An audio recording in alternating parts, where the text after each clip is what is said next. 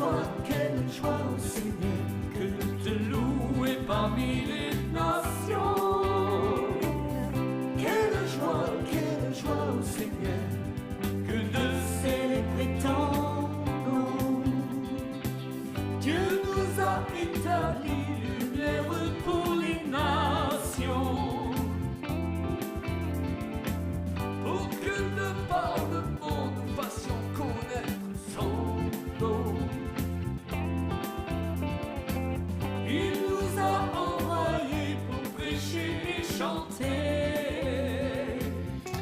Et bien voilà, nous continuons sur notre lancée. Après un message intitulé « Ministère et caractère », suivi d'un message « Ministère et éthique », voilà maintenant un message, un partage sur le thème « Ministère et équilibre ».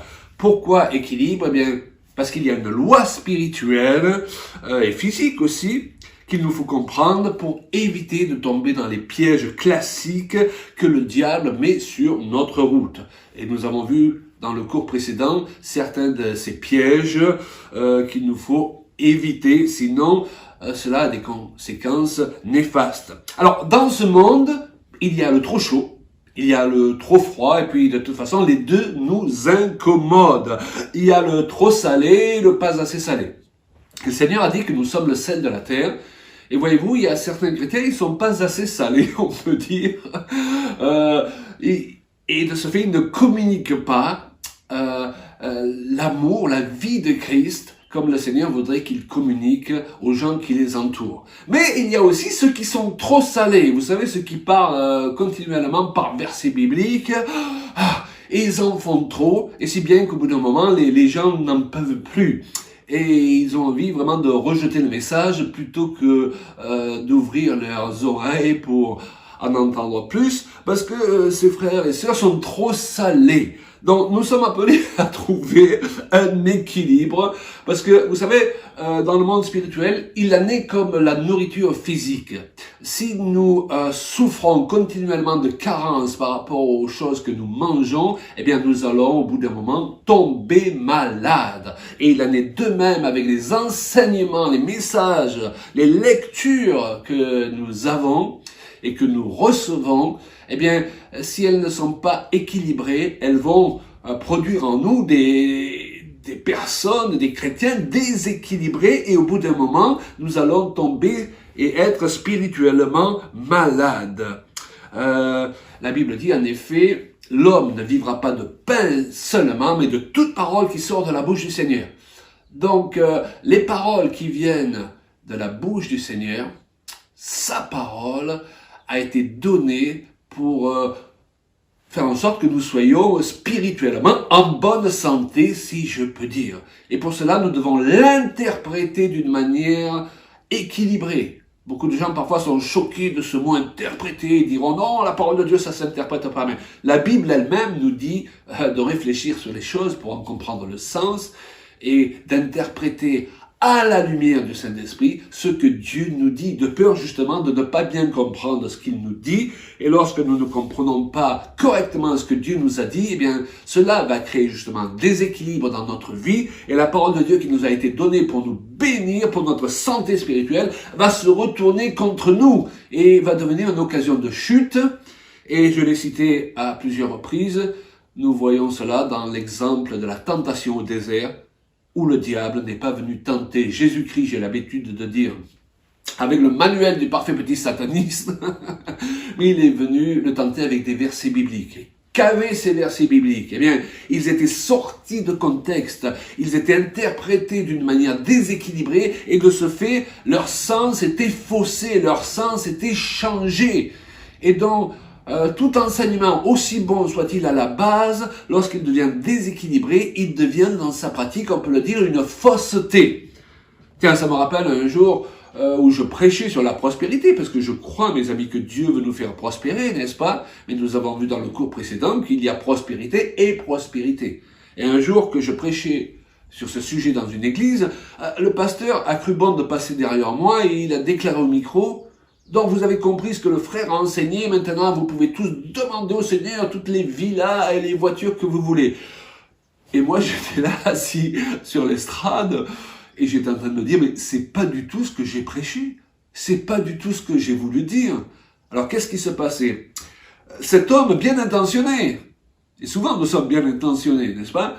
Il reprenait mon message et le poussait à l'extrême. Et dans sa bouche, mon message basé sur une vérité, Dieu nous veut du bien, Dieu veut nous faire prospérer dans notre vie et sur le chemin de notre destinée, devenait une fausseté. Cette vérité était poussée à l'extrême. Et on se rend compte justement dans les réveils que souvent ce sont les mêmes vérités qui ont permis au réveil de voir le jour, parce que la Bible dit « Vous connaîtrez la vérité vous affranchira ». Donc de nouvelles vérités et révélations montent à la surface, les hommes placent leur foi dans ces vérités, et hop, il s'ensuit un réveil ou un renouveau. Et au bout de quelque temps, certains prennent ces vérités et les poussent tellement à l'extrême qu'elles deviennent des occasions de chute, là où elles ont été données pour bénir, elles deviennent poussées à l'extrême, un instrument de malédiction qui ouvre une porte à des esprits mauvais qui font justement cesser les réveils. Waouh! Donc vous voyez l'importance de comprendre ce principe de l'équilibre, et à plus forte raison si nous voulons servir Dieu, si nous enseignons les autres, nous sommes responsables, il y a une responsabilité par rapport à la nourriture spirituelle que nous leur donnons pour engendrer des hommes et des femmes équilibrés. Parce que souvent nous nous rendons compte que beaucoup de chrétiens, excusez-moi, mais ne sont pas si équilibrés que ça. Quand on les voit vivre, on ne pense pas, waouh, voilà quelqu'un de stable, d'équilibré, dont on a envie de suivre le modèle. Beaucoup de couples chrétiens ne sont pas équilibrés, beaucoup d'églises ne sont pas équilibrées, et cela vient du fait que souvent ces personnes ont embrassé, ça nous est tous arrivé, des enseignements poussés à l'extrême. Les enseignements étaient déséquilibrés, ils engendrent des personnes déséquilibrées, parce que comme pour le corps physique, eh bien on le dit, nous sommes ceux dont nous nous nourrissons, nous sommes ce que nous mangeons. Alors nous devons trouver notre équilibre sur le chemin étroit et resserré, nous dit l'Écriture, de notre destinée, sur lequel nous nous sommes engagés. Nous devons trouver un équilibre parce que Satan nous attend aux deux extrêmes. J'ai l'habitude de le dire, s'il ne peut nous freiner, il va nous pousser. Et on va voir cela plus en détail, en précisant au passage, chers amis, que le fait de chercher à être équilibré ne veut pas dire que nous devenons de ce fait tièdes, mais je reviendrai sur cela. Et Julien me rejoindra tout à l'heure pour partager aussi ce qui est sur son cœur. Quelle joie au Seigneur que de te louer parmi les nations. Quelle joie au Seigneur que de célébrer. Voilà, maintenant à moi. Alors, si on met tant d'importance sur ce sujet de l'équilibre, c'est parce que le diable, il veut prendre des vérités et de les pousser à l'extrême pour qu'ils deviennent des faussetés. Et on voit avec toutes les religions, les philosophies qu'on peut trouver aujourd'hui, que beaucoup de personnes, ils peuvent tomber dans des pièges qui les amènent vers des enseignements néfastes. On peut voir par exemple dans le bouddhisme où eux ils estiment que la souffrance vient de tous nos désirs qu'on ne peut pas satisfaire. Et donc leur solution c'est de supprimer tout désir. On voit de notre côté que dans l'islam, il promet pour les hommes que quand ils arrivent au ciel, eh bien, tout leur désir charnel sera comblé au-delà. Ce n'est pas l'équilibre. Mais en Christ, on voit qu'il nous enseigne qu'on doit retenir, garder tout ce qui est bon et rejeter tout ce qui est mauvais. Alors maintenant, on va parler de Jésus. Jésus qui était pleinement Dieu et pleinement humain. Et l'équilibre qu'il avait trouvé pour vivre ici sur terre parmi nous. On voit qu'il y a des moments où il marche sur l'eau qui révèlent vraiment sa divinité et en même temps la nécessité de dormir comme dans la barque ou de manger avec ses amis pour qu'il reprenne la force. Il était autant dans la prière et le jeûne que les moments de convivialité et de jouer avec des enfants et de rire et de pleurer. je crois que la leçon qu'on peut prendre de cela, c'est qu'on doit trouver justement notre propre équilibre, de ne pas essayer de jouer de super spirituel tout le temps et de ne pas vivre non plus que dans le côté matériel ou de faire de soucis tout le temps comme la plupart des êtres humains. Et c'est important aussi de trouver ce juste équilibre dans notre ministère et aussi dans notre vie de tous les jours. Jésus est le Père.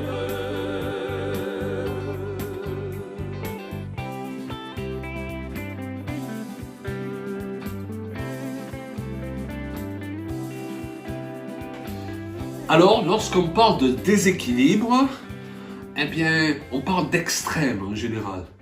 Alors, ça peut être l'extrême du pas assez, comme l'extrême du trop. Donc, prenons l'exemple de l'argent. Pour certaines personnes, il ne faut pas parler d'argent. Et d'autres ne peuvent plus faire une réunion sans faire une offrande ou parler pendant une demi-heure sur l'offrande et sur l'argent. Il y a quand même un équilibre à trouver entre les deux. Nous l'avons dit, si le diable peut nous freiner, de toute façon, il va nous pousser. Donc, il travaille aux deux extrêmes.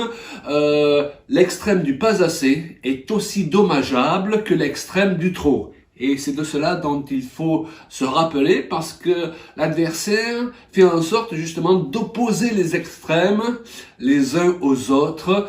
Ceux qui sont dans le pas assez, eh bien, accusent ceux qui sont dans le trop d'en faire trop. Et ceux qui sont dans le trop accusent évidemment les autres de ne pas en faire assez. Donc le mieux de toute façon est de ne pas juger les gens, mais de chercher déjà pour sa propre vie à se nourrir d'enseignements équilibrés.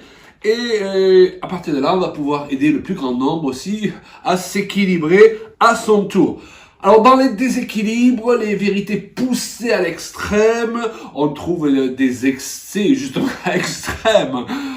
L'exemple d'une église, pourtant charismatique, composée de gens qui avaient accepté Christ comme sauveur, une église évangélique aux États-Unis, à un moment donné a pris un verset, celui où Jésus a dit que ceux qui croient en lui saisiront des serpents et ça ne leur fera pas de mal.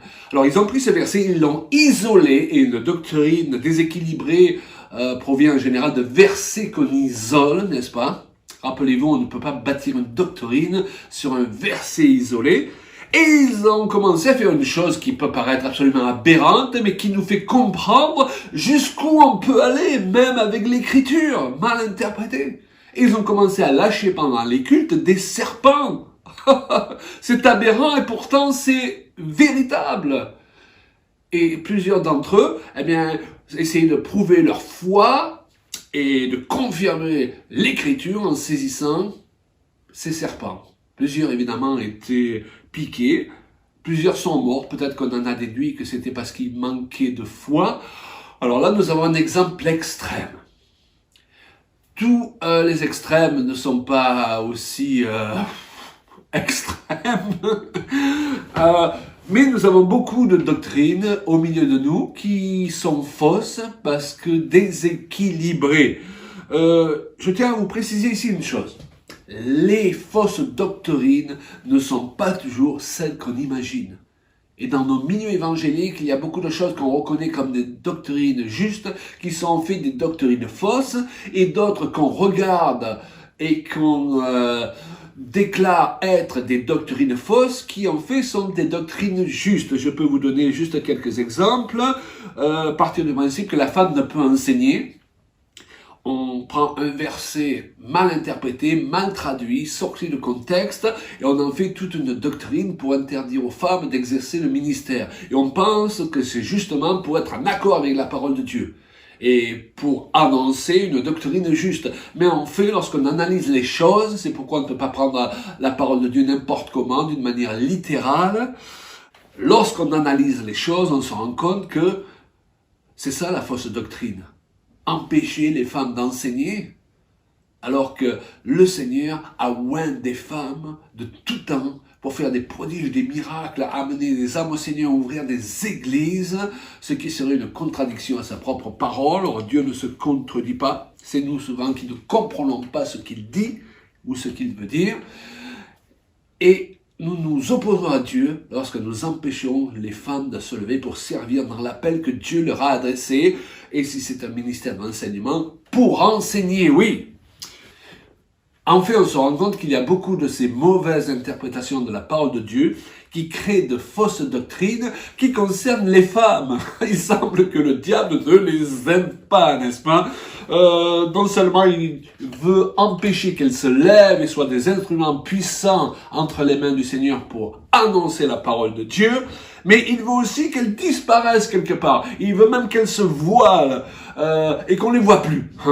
Et c'est pour ça que nous avons aussi cet enseignement bien connu à partir de passages de l'Écriture du chapitre 11 de 1 Corinthiens où il semble que l'apôtre Paul dit aux femmes de se voiler.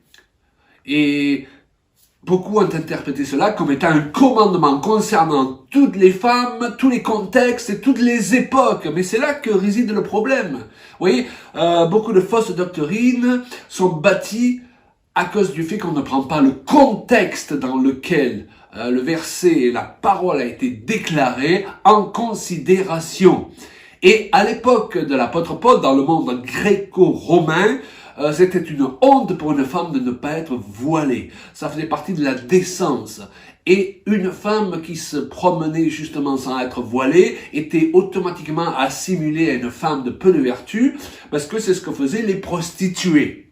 Et donc, il est tout à fait normal que dans ce contexte, l'apôtre Paul dise aux sœurs de ne pas se promener, à plus forte raison dans l'église, sans avoir un voile sur la tête.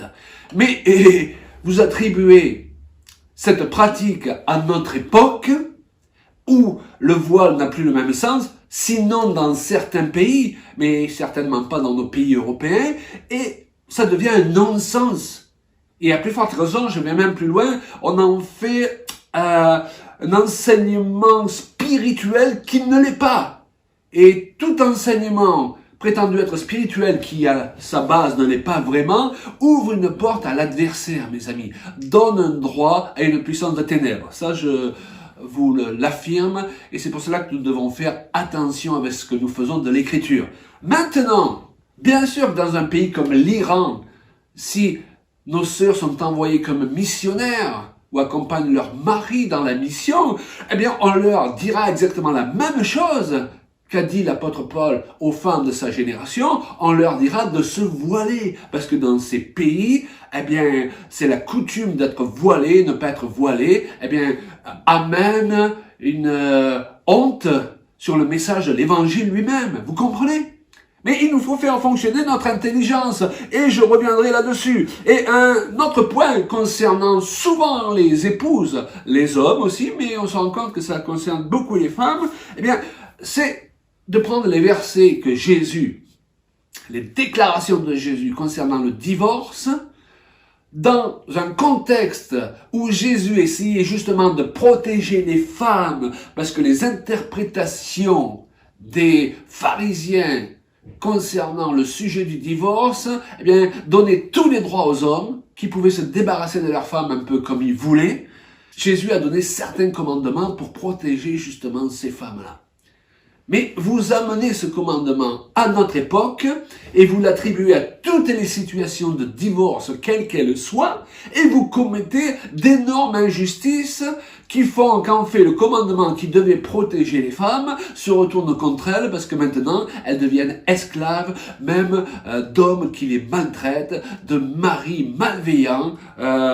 On appelle certains des pervers narcissiques, c'est à la mode en ce moment, et on se rend compte qu'il n'y en a peut-être jamais eu autant. Et vous faites dire finalement à la parole de Dieu le contraire de ce qu'elle voulait dire, et vous lui faites produire des fruits d'asservissement, et disons-le de malédiction, là où elle était envoyée pour produire des fruits de bénédiction, puisqu'il est dit qu'il a envoyé à sa parole et les guérit. Lorsque la parole de Dieu est correctement comprise et interprétée avec équilibre, elle va produire la vie. Lorsque ce n'est pas le cas, elle va produire la mort, mais ce n'est pas sa faute parce que ce n'est plus alors la parole de Dieu.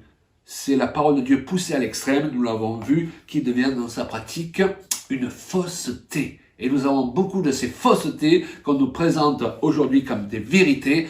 Et dans le chapitre suivant, nous allons voir quelques critères que nous devons prendre en considération lorsque nous interprétons la parole de Dieu pour qu'elle soit en effet ce qu'elle a toujours été supposée être, une parole qui donne la vie.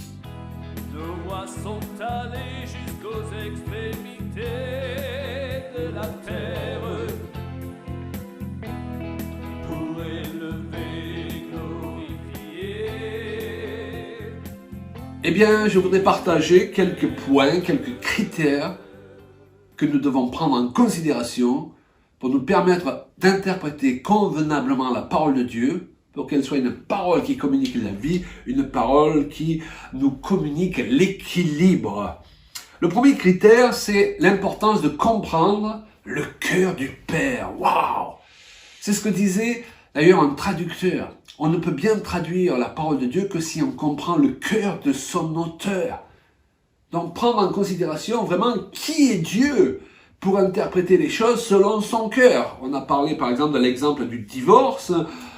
Eh bien, est-ce qu'il est normal d'accuser des gens qui ont déjà été une première fois victimes, souvent, en vivant le divorce, de les mettre au banc en quelque sorte de l'Église, d'en faire des chrétiens de seconde catégorie, et en fait de les rendre une seconde fois victimes? Est-ce que ça correspond au cœur de Dieu? Est-ce que ça doit être l'interprétation qu'on doit donner aux paroles de Jésus concernant ce sujet? Le deuxième critère, eh bien, c'est de chercher le milieu de la route.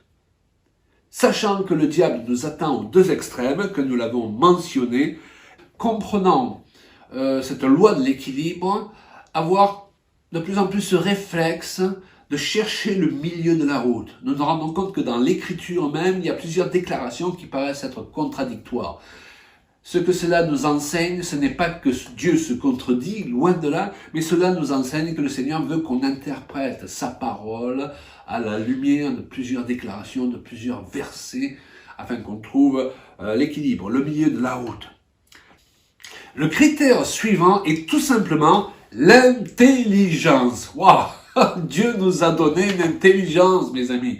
Lorsque nous regardons parfois certaines personnes évoluer sous prétexte de mettre en application la parole de Dieu, on se dit que ce qu'ils en ont tiré ne les rend pas spécialement si intelligents que ça. Il y a un passage merveilleux dans les psaumes qui dit « Ah, tu me donnes l'intelligence des vieillards ». La parole de Dieu est là pour nous aider à développer notre réflexion, notre intelligence, qui va nous aider en fait à bien interpréter cette parole.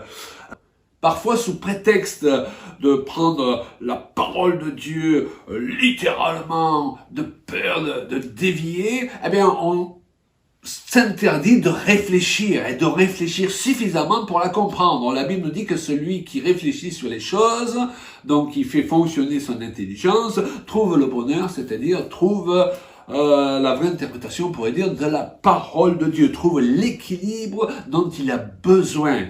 Dans l'intelligence, il ne faut pas hésiter à la faire fonctionner. Et parmi les points que nous avons cités tout à l'heure concernant autant le voile qu'empêcher les femmes de prêcher, que une mauvaise interprétation vis-à-vis du divorce, beaucoup trop légaliste, eh bien, on peut se poser la question, est-ce que ces interprétations légalistes sont le fruit de l'intelligence ou plutôt de la bêtise? Elles sont le résultat d'une manière primaire de raisonner. Beaucoup de gens disent « Ah, mais il faut prendre la parole de Dieu d'une manière littérale. » Non, la Bible nous dit que c'est celui qui réfléchit sur les choses qui trouve le bonheur. La Bible nous dit que c'est la révélation des paroles de Dieu qui est claire. Et de nombreux versets dans les Proverbes nous disent que c'est celui qui, eh bien, a l'intelligence en partage, on pourrait dire qui prend le temps de la faire fonctionner, qui comprend les voies de Dieu. Donc, ne soyons plus que ces chrétiens qui sommes connus comme étant des gens vraiment primaires. Nous devons au contraire faire une démonstration d'intelligence et d'équilibre. J'en suis persuadé, les chrétiens doivent être les gens les plus équilibrés sur cette terre. Il y a un livre qui était paru il y a plusieurs années qui s'appelait les gens les plus heureux sur Terre? Eh bien, nous sommes appelés aussi à être les gens les plus équilibrés sur Terre parce que nous n'hésitons pas à faire fonctionner ce merveilleux don de Dieu, l'intelligence. Et le dernier point, c'est le témoignage de celui qui m'enseigne. Des gens qui veulent m'enseigner la parole de Dieu pour pouvoir me permettre d'évoluer. Quel est leur témoignage? Est-ce qu'ils ont une vie qui prouve que la parole marche pour eux? Et parce que si la parole ne marche pas pour eux, pour commencer, pourquoi est-ce qu'ils veulent, permettez-moi de le dire comme ça, me refiler leur camelote? Et nous avons trop de gens aujourd'hui qui ne vivent pas ce qu'ils prêchent. Or, nous avons besoin d'hommes et de femmes qui vivent ce qu'ils prêchent et qui prêchent ce qu'ils vivent. Aujourd'hui, plus que jamais. Et pour cela, bien, nous avons besoin, mes amis, de critères pour analyser ce qui nous est enseigné et pour nous-mêmes, eh bien, chercher à comprendre, lorsque nous lisons la Bible, ce que Dieu veut vraiment nous dire, comprendre son cœur, faire fonctionner son intelligence, trouver le milieu de la route et choisir les personnes que nous voulons comme modèles, parce que nous reconnaissons que la parole qui nous annonce marche dans leur propre vie, est une démonstration de ce qu'elle les rend meilleurs, équilibrés, et de ce fait, nous avons envie de marcher sur leurs traces.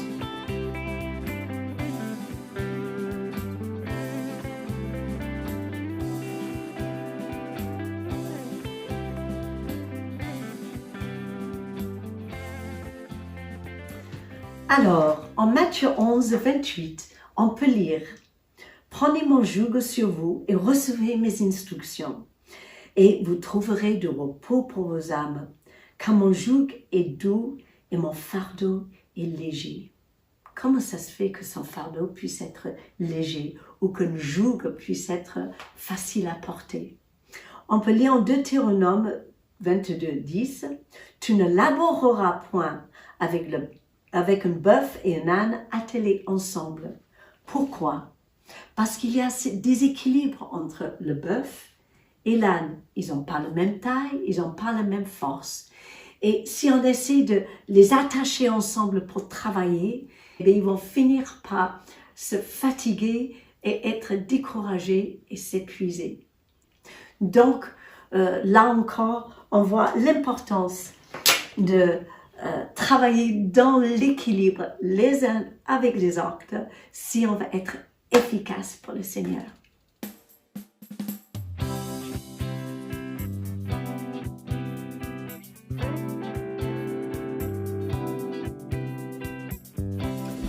Voilà Claude. Oui, voilà, nous voulons terminer ce cours, ce partage.